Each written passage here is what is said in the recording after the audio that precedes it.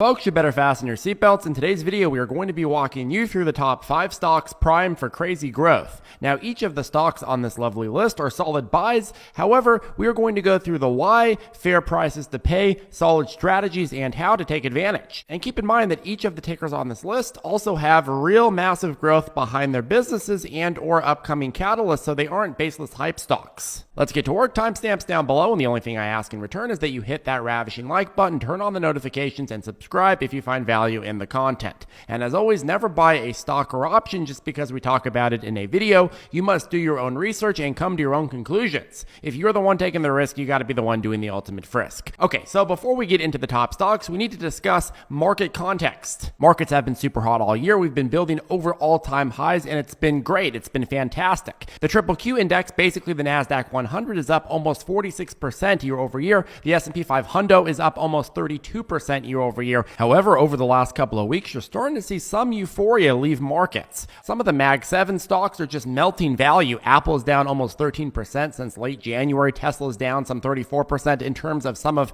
our favorite names here on the channel. Palantir, Mara, well, they've joined a pushback the last week or so as well, with many of the other small cap stocks seeing a bit of a take profit cycle. And while overall it's hard to say much if any of a pushback is happening in the broader markets right now, well, there's still some clear reasons why you should continue to see some a breathing zone for overall markets come in the next week or two. Number one reason is the new debate on inflation. The CPI index earlier this week was slightly hotter than expected at 3.2% instead of 3.1%. That may not seem like a big difference compared to what we had a year ago, but it still shows inflation being more stubborn than expected. We also got news that wholesale inflation rose 0.6% on a year-over-year basis. The headline index increased 1.6%, which makes it the biggest move since September 2023. Now, to be fair, the Fed is still sticking with 3 2024 cuts despite higher inflation, but higher inflation numbers have presented a new risk to the bullish market thesis that just simply wasn't there a few weeks back. And that's enough to drain some of the euphoria out of the markets, and that's what I believe is starting to be the case. Right now, you're entering into a market that's going to breathe for all but the stocks that are most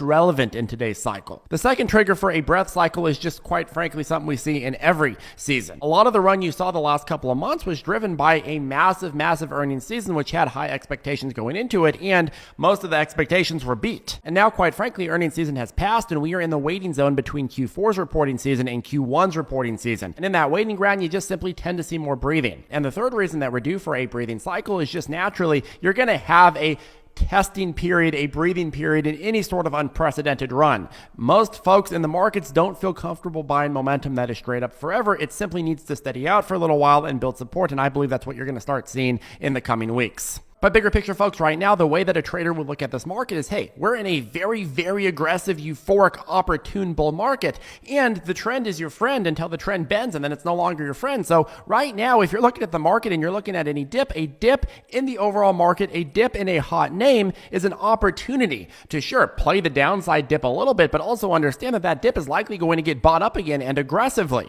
And that should be the operating thesis until you get a trend break, which is a 10% change in the direction in the overall market, a 10% drop. Right now, we don't have anything close to a change of trend. So for people calling that this is the top and we're never going to go up again, well, you're just simply not trading with the trend. You're trying to trade against the trend. Riding the trend is very smart. Trying to predict the trend is a very big mistake and has aged horribly for people who have bought the dip that kept dipping or for people that have shorted the rally that kept rallying. So anyways, with that in mind, let's talk about the top 5 stocks to buy right now. Number 1, Hood, Robinhood. So Hood has been on a momentum cycle, a pretty aggressive one, and for good reason. Context, of course, if you have been living under a rock, well, Robinhood is a leading financial services company, big broker for the retail trading community, and they're one of the first ones to introduce a lot of the key features like commission-free trades and simple interfaces for new traders. Now, I've had my criticisms on how Robinhood has handled certain issues in the past, but we'll let bygones be bygones because their numbers are pretty damn good right now. The truth is, I've been watching Hood for a while, and quite frankly, I've been shocked at how much of the bounce back in retail trading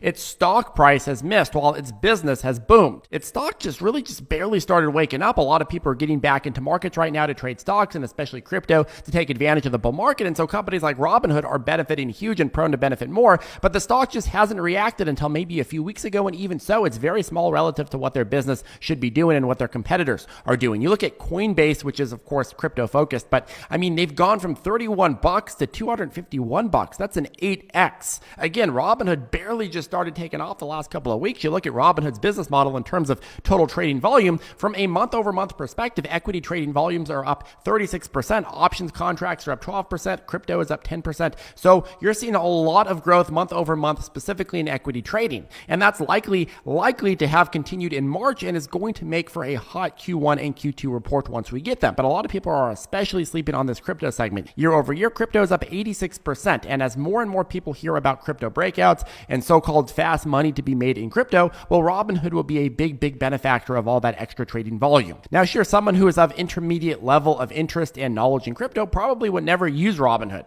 Robinhood is far too basic and you don't even really own your crypto. But I'm not talking about intermediate people entering markets. People that are really interested and invested in crypto, they've already been in crypto and entered years ago. I'm talking about the people that are only interested in crypto when huge euphoria bull markets are happening. They want to get in, they want to make their profits, and they want to get out. And Robinhood, in my view, is going to be one of the biggest benefactors of that market coming back. And they've been coming back full swing. And whether you're talking crypto or the stock market, it's really the same deal. You look at the data, even on the people that are sitting just on Robinhood's platform right now, there's a lot of firepower there. You look at Robinhood's total assets under custody, I mean, they are approaching $118 billion. That's a year-over-year change of 59%. And I mean, come on, $100 billion plus in assets signals a huge amount of opportunity for Robinhood just within their ecosystem if no one else comes onto the platform. When people start trading that money more and more as markets go up and up and up and up, that's going to be a ton of money back into Robinhood's bottom line. Look at their financials. I mean, even last year when retail trading was fairly weak, things were turning around fast for Robinhood. For the full year 2023, Robinhood reported a record revenue of $1.9 billion, up 37% year over year, alongside a fourth quarter GAAP net income of $30 million. This profitability signals a pretty significant turnaround, especially considering the brokerage's focus on expanding margins and driving profitable growth throughout the last year. Robinhood's average revenue per user, the ARPU, has also seen consistent growth, reaching its highest in the past 2 years during the second quarter of 2023. Importantly, Robinhood has achieved GAAP profitability for the first time since its IPO, marking a pivotal moment that could attract a broader range of investors looking for profitability and value-oriented investment. Now, aside from that, folks, some analyst firms are coming out and saying that Robinhood has a lot more upside as the crypto market alone is to see a triple in size. Bernstein's analyst said, quote, "We expect the crypto market to triple from here to go to almost 7.5 trillion in terms of market cap. And given obviously that Robinhood is among the few brokers who provide a full suite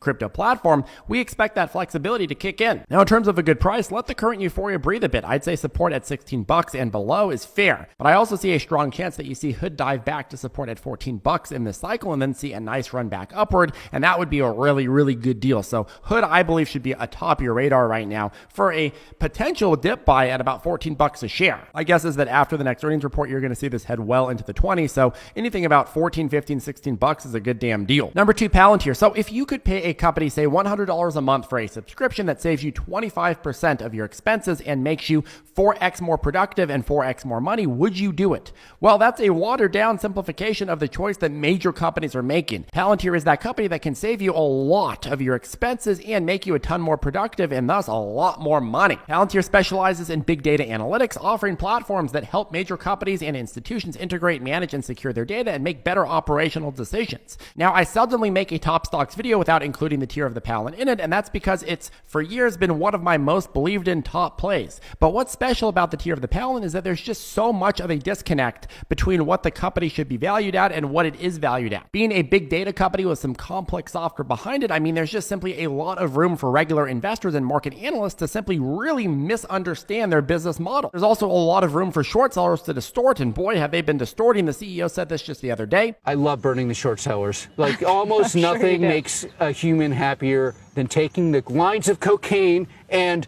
away from these short sellers who are going short on a truly great American company, not just ours, but just love pulling down great American companies. And folks, you know what? He's right. Nearly 50% of shares exchanged on the off exchanges are short volume. That's about 12 million shares. This is according to Fintel data. When you're dumping 12 million artificially created shares, it's just simply very easy to suppress upward movements. Short sellers are essentially making an offering every single time the stock goes up. offering tons of shares that didn't exist and creating a massive increase in the supply of shares. And this has been happening for years, which has almost certainly created this expectation that, hey, if you're buying the stock, expect to be crushed by the shorts. However, the fact of the matter is that shorts can only win for so long, and they're starting to see tides turn, and that's because investors are looking at the numbers. This is what Palantir reported for Q4 2023. U.S. commercial revenue grew 70% year over year and 12% quarter over quarter. Commercial revenue grew 32% year over year and 13% quarter over quarter. Revenue grew 20% year over year and 9% quarter over quarter. Palantir closed 103 deals over $1 million, 2x versus a year ago. The U.S. commercial segment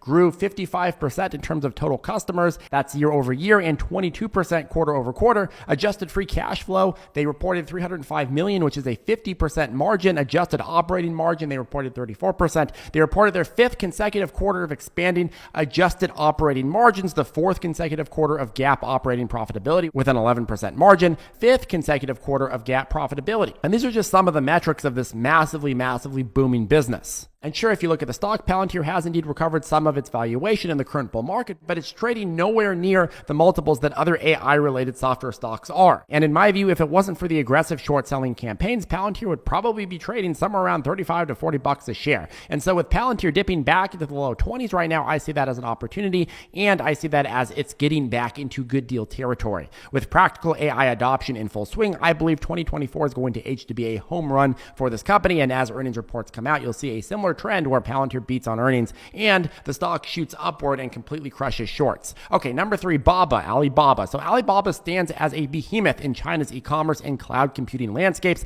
commanding a vast ecosystem that spans across online retail, digital finance, logistics, and more. This diversified business model not only secures Alibaba's position as a market leader, but also offers a wide moat against competitors, positioning it well for sustained growth. Now, when it comes to this stock, I'm looking at margin of safety versus margin of opportunity. This stock is down some 76.31% from highs, but over the last couple of weeks, it's been staging some attempts to recover, and I believe it will achieve recovery. And when it comes down to it, folks, I mean, you're trading at levels where you can't say there's no risk, but virtually speaking, there's very little risk. You have insane amount of upside to get back to even half of the all-time highs, and the downside to even 2016 lows is very little in comparison. And the reason this is important is because this company is much better now as compared to where it was at in 2016. And their share count has actually been trending down since 2021 because they've been doing a lot of buybacks. You look at 2016, their price to free cash flow was hovering around 25. Today it's under 7. Bookings have gone from 15 to 64, and the valuation right now is just simply very compelling. If you look at analyst price targets, the average analyst price target is ranging from 84 to 147 with an average at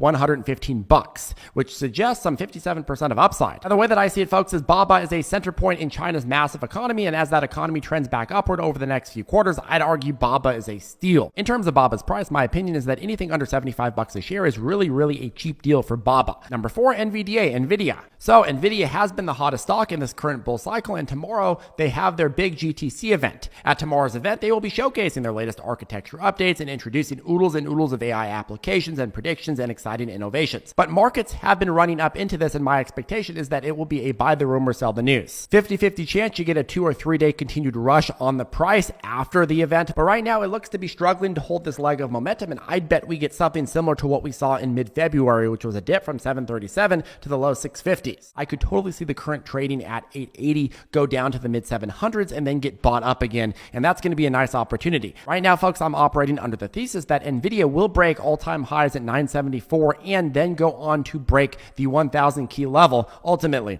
And so a dip back down to the mid 700s is a great buying opportunity, especially for those buying call options and leveraging their moves. Number 5, SoundHound AI. SoundHound AI specializes in developing voice-enabled AI and conversational intelligence technologies, allowing users to interact with products and services through natural spoken language. Their advanced AI system can understand, analyze, and respond to human speech, enabling applications across various platforms such as mobile devices, cars, and smart home devices to deliver interactive user experiences. Sound has recently gotten a lot of attention because of NVIDIA's stake in it. But anyways, the reason it is relevant right now is because it has a big catalyst coming tomorrow as well, and that's also NVIDIA's GTC. They'll be able to showcase their product in front front of thousands of major investors that are watching that conference, and getting that kind of coverage as a small cap company is a big deal. However, the truth is that markets are anticipating this already, and that's why she's been running up so aggressively. So my take is let markets buy the rumor and sell the news, and once these dips dip back down to $5 or $6, that's when it's going to be a good deal again for the next push upward. And look, folks, I mean, we covered the stock many weeks ago, and we said, hey, this is a good buy at $3.54 a share. I don't think that you need to be greedy now that it's more than double. I think you got to be a lot more risk averse, right? Because at the end of the day, this type of stock needs a lot of catalyst energy and momentum and attention to continue going up. And so wait for the next dip. That's no problem. Anyways, that caps off today's video. Let us know which pick is your favorite in the comment section down below. Make sure to hit that ravishing like button and subscribe, and we'll see you in the next video.